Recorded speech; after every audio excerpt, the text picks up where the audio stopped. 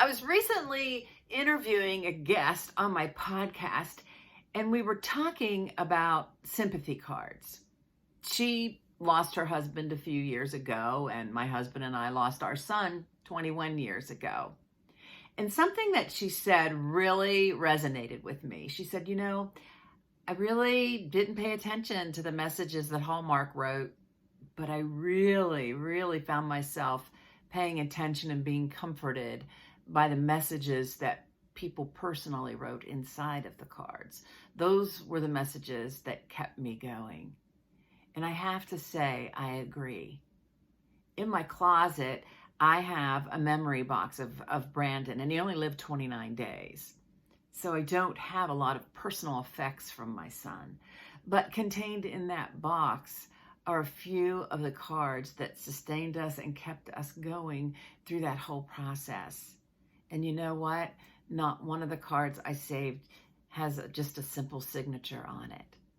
So what I'm trying to say is, if you're going to send a card, to try to send your condolences to someone, to pay your respects, to try to cheer them up, to try to let them know that you're thinking about them, praying for them, include a personal note of some kind, because that is what they're going to pay attention to.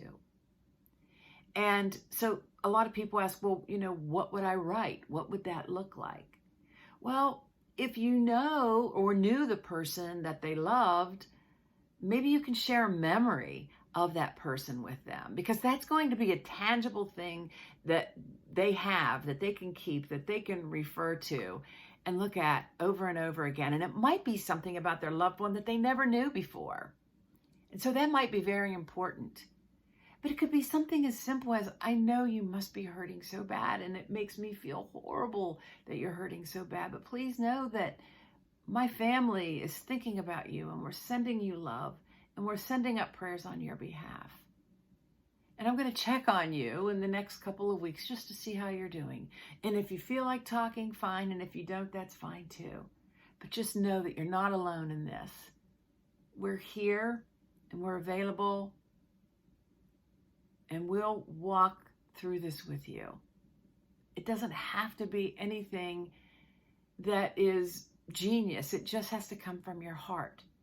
See, so many times we're so afraid that we're going to say the wrong things, right? But we should never be afraid when we're trying to convey love.